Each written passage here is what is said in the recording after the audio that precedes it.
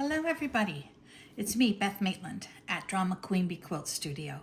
It is the weekend of the beginning of summer and I'm so glad that we're here together to talk about a little stitching, maybe some summer adventures, maybe some summer projects. I am so excited. Next month at this time, I will be in Australia and I will be attending with my daughter for her 30th birthday the Roxy Journal of Stitchery girls, Rachel Roxborough and Sarah, her sister, and Juju, their mom, are doing a workshop in Sydney, and my daughter and I are going to attend for 2 days making soft journals. And so in preparation for that trip, I want to talk to you about what I'm going to take, what I made to bring along. Now, I can't tell you what I made for my daughter for her birthday because she is completely outfitted now with anything slow stitching to take with her to our adventures for her birthday. But I don't want to show it in case she stumbles across my videos. I don't want to spoil any surprises coming her way for her birthday.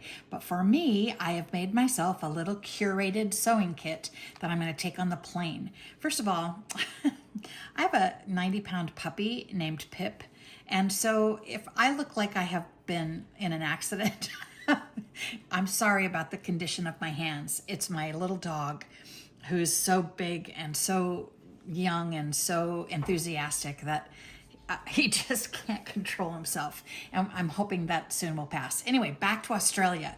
This is what I've made for myself to take along on the airplane. So let me show you. I'll just talk you through it. I have been doing all kinds of beautiful classes at Roxanne's A Wish and a Dream in Carpinteria Beach in the Central Coast of California. And we have successfully completed a journal cover workshop. We've done needle books and soft small books. And this last one last weekend was really fun. It was box pouches. And we did the decorations with slow stitching. We learned a little bit about embroidery.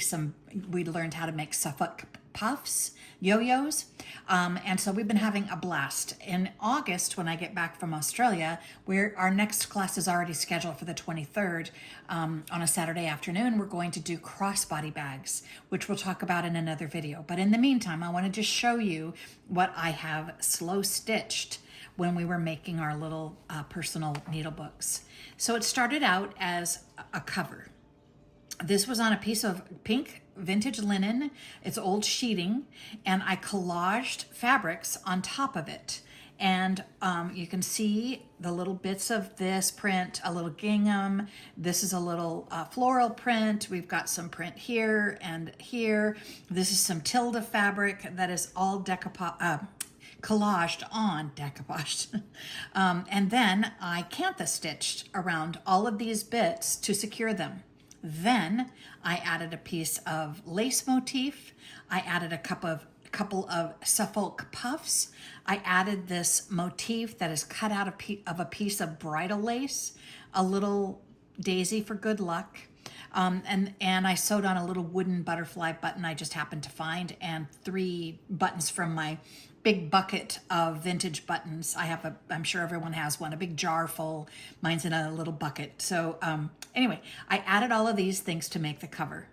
Then this is on, like I said, a piece of linen with just quilt batting scrap underneath. Then I added this piece of fabric as a lining, and I just whip stitched around the outside. Then I added a piece of lace across the whole lining to make a couple of pockets on either side. And here's a crazy piece of sari silk that is sewn on. These are my TSA approved little tiny snippers that are supposedly approved for riding on an airplane. And I've just tacked down this sari silk and sewn it on just with tacking stitches to tie this down so it doesn't fall out of my book coming in or out of my suitcase, my luggage, my purse, whatever. And then I have I always carry a little measuring tape just in case. In this front pack, I had some solid, adorable Tilda buttons that I was going to work on for another project. And then with some fabric, safety pins, good grief. I put little collections in 3 sizes of some mother of pearl buttons, larger, medium, and small, just in case there's a spot for them on any of the projects that we're working on. My favorite needles to use are chenille longs. The lower the number, the better. 1s, 2s, 3s, 4s. And so my first page of my beautiful little wool felt is a few chenilles. I just running stitched around the outside, and then I added this piece. This is a vintage serviette, which is a fabric napkin, and I just tore it and tucked it under, and just running stitched across the page, and then folded this flap up so that it made a pocket. Then I sewed a little binding, just a strip of something, with just running stitch and seed stitch, just to cover the edges. This is a magnet that I got at a workshop, and this comes apart. But when I drop my needle and I don't know where it is, I can use this to try to find it sticks to needles. So it is just kind of tacked on here as a decoration for now. Oopsie.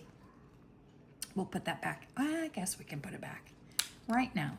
In this pocket, it's just a pretty little Tim Holtz decoration and an unpicker, a seam ripper. And I just sewed on a little cute piece on cotton twill tape. These are stamped on, just a little cute thing. And then decorative stitched down. This is my binding piece I told you about.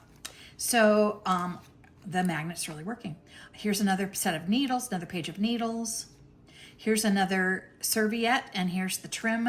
It's little picot tatting around the trim, and then a ripped edge, and then again I did the same thing. I folded it up and made a pocket, and here's my little pocket pin cushion. Isn't that cute? I love making these, and it uses up all of my scraps of the little, like, 1/2 inch, 1/3 of an inch, 3/4 of an inch pieces by 1.5 inches or whatever. I just all these little bitty pieces, and then I just fold it in half and I stuff it with orts.